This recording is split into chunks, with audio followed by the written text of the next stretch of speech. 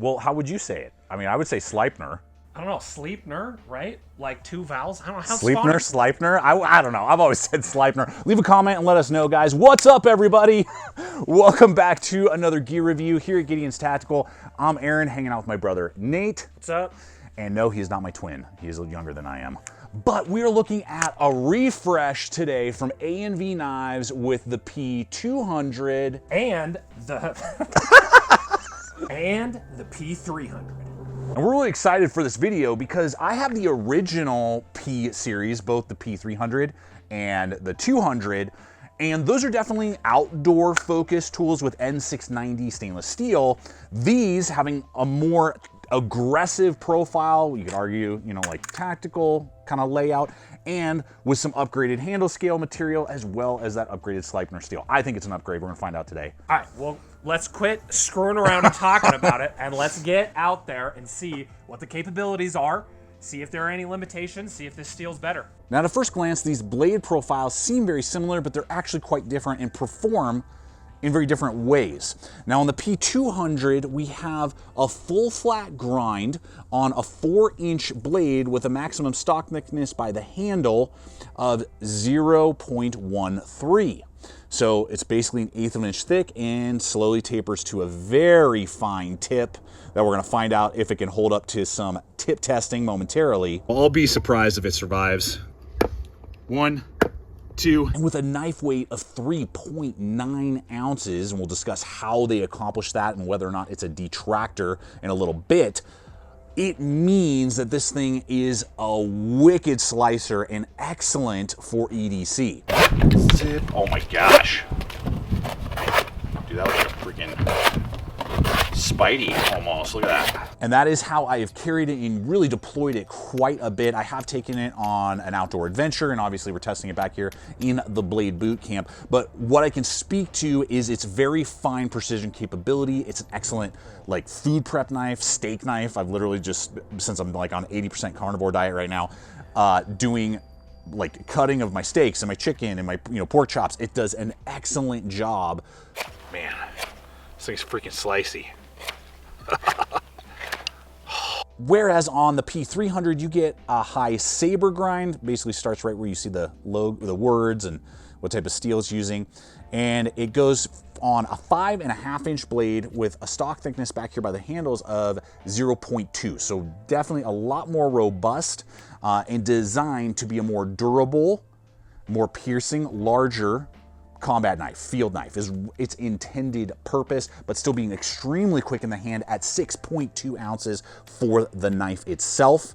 Really nice to see that. And when I took this out into the woods, I was actually really pleased because of how much you can span. It was easy to break down wood for batoning, and it could easily get feather sticks and majority of basic woodworking done. Now, when you look at it cutting man-made materials, cordage, rope, the manila rope particularly, it's not gonna go through and speed through like its little brother, so you are sacrificing sliciness for durability and more reach. So that's kind of the difference between the two there. And then both of these are made with Sleipner steel, which is rock weld at 58 and is cryo treated. Now 58 rock weld seems a little low to me for Sleipner. Most Sleipner steels tend to be closer to like the 60 Rockwell, so we'll see if that translates over to better durability, particularly on the little guy, meaning that you will get ease of resharpening.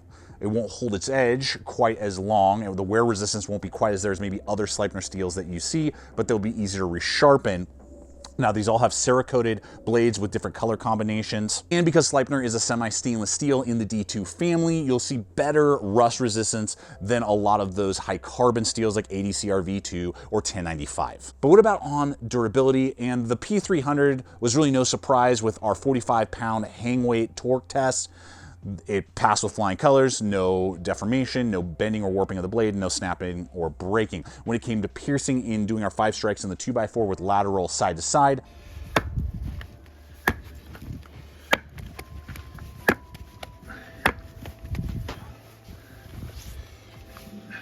okay. So really no surprises there, but how does this P200 hold up? All right, so what I've started doing is on blades that are under 3/16, we're gonna do 22 pounds to hang, and then if they're over 3/16, we're gonna do more than that. We're gonna do the 45. So here we go. Ooh, buddy. Oh, golly, that flexed quite a bit. All right, that's some good, pretty good heat treat. That flexed pretty good, but I'm not seeing any bending there. I'm not seeing any fracturing. Oh, I'll be so sad if it breaks. 1, 2, 3, 4, 5. No way. No freaking way. Sweet, dude. Dude, that is awesome. Okay, I'm impressed with that. I was so sure that that thin tip was gonna break. Wow. Surprise, surprise. It's still here all in one piece. That is impressive. Hats off to Gpknives for the choice in steel, the choice in heat treatment and Rockwell and all that stuff. I'm impressed. And throw down a comment and let me know your thoughts on Sleipner steel. Do you like using it? Has it performed well for you? Or do you prefer some other type of semi-stainless steel? Now, even though the handle scale dimensions are identical, these feel very different in the hand, and there are some excellent attributes, but also some major critiques that we have with these handles that we'll unpack here in just a moment. But first, I need to wet my whistle here. What's this? You guys know what this is. This is my Hardside hydration Swig rig. Guys, I've been using this thing for going on almost 3 years, I think. 2.5 for sure. This design, and that's why I'm so glad that they're a regular partner here and the sponsor of today's video, because they give us hands-free, you know, that hose connection to our favorite rigid water bottles, regardless if they are like 48 or 32 ounce Nalgene's and wide mouth bottles, or if you prefer like the really lightweight, slimmer profile smart water bottles that have the 28 millimeter mouths. They make adapter kits for both. And even though I've been using them for quite a while, I was able to hook my brother up with one over the summer, and let's hear his thoughts. All right, Nate, first time out with the Swig rig. What are your thoughts? It's great. Do you love bladders? Oh, I do not like bladders. Mine is too small, and the ones I carry in my pack are just... And it's great that these guys, who are a small business based right here in America, have come up with a solution to a problem I've always had, where I've just never really enjoyed using those big water bags because they leak, they're hard to clean. This makes it so much more streamlined and easier to use. And with this most updated model, they now have quick shut-off clamps and an updated quick release valve and shut-off valves that just make it even that much easier to use. I invite you guys to check out the link in the description below this video over to the Hardside Hydration website, as well as my exclusive 10% off promo code you can apply towards your purchase. So I invite you to check them out. Not only are you going to streamline your hydration process, you're going to be supporting a small business and continuing to help us make content just like this. I'd like to know, do you guys like high ride or low riders on your Bladehq sheaths? It does ride high. Both of them ride high for sure. I'd like to be able to drop them down a little bit lower. Particularly that one, because it's so big. I mean, it's such a big profile. Yeah, I mean, if you kind of tuck it back to like 3, 4 o'clock, it's not terrible. Good retention on it, you know. A little bit of noise. Yeah, and Molly locks, you know, ambidextrous, or 2 Molly locks basically. The smaller one is definitely more ideal in this layout. I carried it a lot EDC this way, but overall, like, the sheath option I think is good for the value. No leather option that I'm aware of on this version of the P series. And guys, throughout this video, if you're enjoying this type of content, I invite you to hit that like button and to consider subscribing if you haven't become part of the GT crew yet. Make sure to hit the bell icon so you can be notified every week when I put up new gear reviews and content just like this to help you guys better stay equipped and prepared for whatever life throws your way. Now, we've discovered something with the handle scales through the testing that I didn't really notice at first, that isn't as glaring an issue on the smaller. You definitely notice it on the larger. Now, this has GRN handle scales. I really like the pattern that they give you on both. That's really good. 2 screws that hold it into place. You have a slightly crowned spine, didn't create any hot spots. You got a little cut in here. Great guard though, particularly on the smaller one, that really locked me into place. Has just enough fullness and thickness to feel good in the hand with a little bit of blocky square jimping so it doesn't create a hot spot. So that's all really good. And it does have a really nice palm swell. I really like that. And just the way that they did the pattern of traction gives you good texture for a hardened, you know, polymer. It definitely fills out my hands well. But the handle scales are Bass Ackwards. That's what I feel like. So it's really, really fat at the bottom and then tapers a lot towards the top. And it just feels, it feels backwards. It feels upside down. I'd love to just flip the handle scales right over, like take them off and turn them around. I don't think it's too fat necessarily at the bottom for what it is, but because it tapers so much up towards the top, it feels too fat. Because what's happening? Well, let me think about it. When you're pushing on a knife, where is the leverage? Right, it's all up at the top, and because it's so fat at the bottom, I have all this slop up at the top. Ooh, I like that word, slop. That's good. Yes, slopping around like a pig in a trough. So yeah, it just feels not great. And I didn't notice it at first because I've been mainly using the smaller one, and because it's got a thinner stock and because it's just a more compact blade, you don't have to put as much leverage. But once you brought it up on the larger model, I was like, you know what, you're right. And it's nice and full, and there's no like angles. I mean, it's very contoured. But between the two, the smaller one, I don't really notice it. I think it's just because of the thinner stock and the less, pressure you have to put on it. But with the larger one, if you're doing like particularly woodscraft, like quick cuts, like rope, did you really notice it? No, I mean when I was like sawing through the big rope, for sure.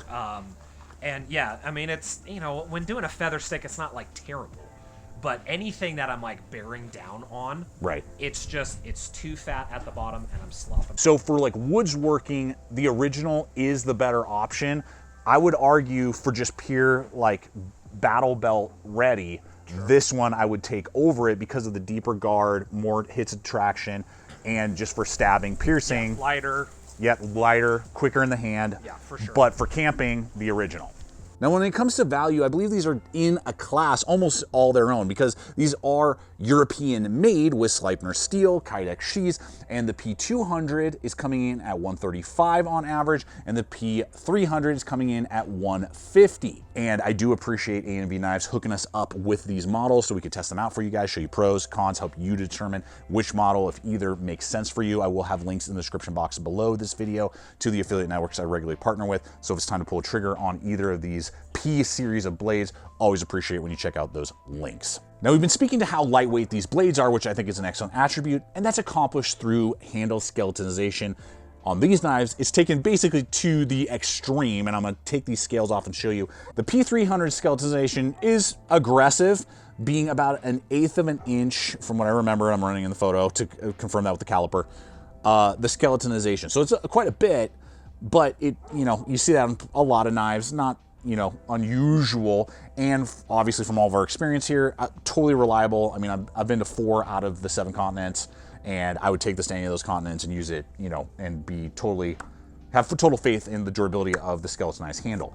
On the flip side, the P200 is skeletonized to the extreme. It is 0.1 on the frame. So what you see right there, it's just 0.1, and that is it, man. So there is a lot of air in there, a lot of floating. And to be honest with you, when I took these scales off before we did the torque testing and hanging the weight off, I was concerned we were gonna snap the handle.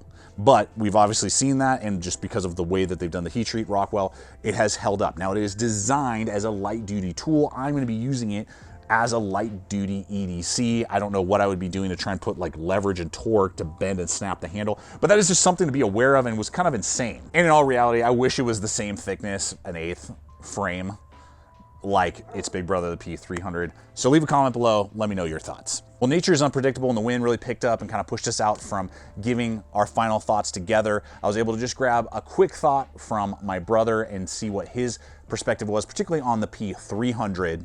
If we're talking something like a battle belt knife or whatever, I think yes, for sure. I like that. I would not take this thing out into the woods to camping. Do woodwork stuff. Because of the way the handle is designed. Yep, it's just too fat at the bottom. So A&V Knives, reverse the contour. Exact same handle scales, everything the same, but taper down, flare up towards the spine. And I tend to completely agree with him. As a combat utility knife, I really like what they have done with the P300. Gives you quite a bit of reach and a very lightweight package, and is very capable, and it's not gonna break the bank. You're not spending $200-300 on a fixed blade with good steel, good durability, and a good blade geometry and the tactile grips to do that. Then on the flip side, I really connect with this P200. I really like it. It is an excellent on-body EDC fixed blade. If that's what you're looking for, guys, that's me and my brother and our mileage together, and I look forward to hearing from you guys. What's your experience and what's your thoughts on the P series, particularly this update on the P300 and 200? And I appreciate you guys so much for hanging out with us today and spending your time. Check out the other video popping up, and if you haven't yet, subscribe. And until next time, always remember, stay equipped, stay prepared, and we'll see you out there.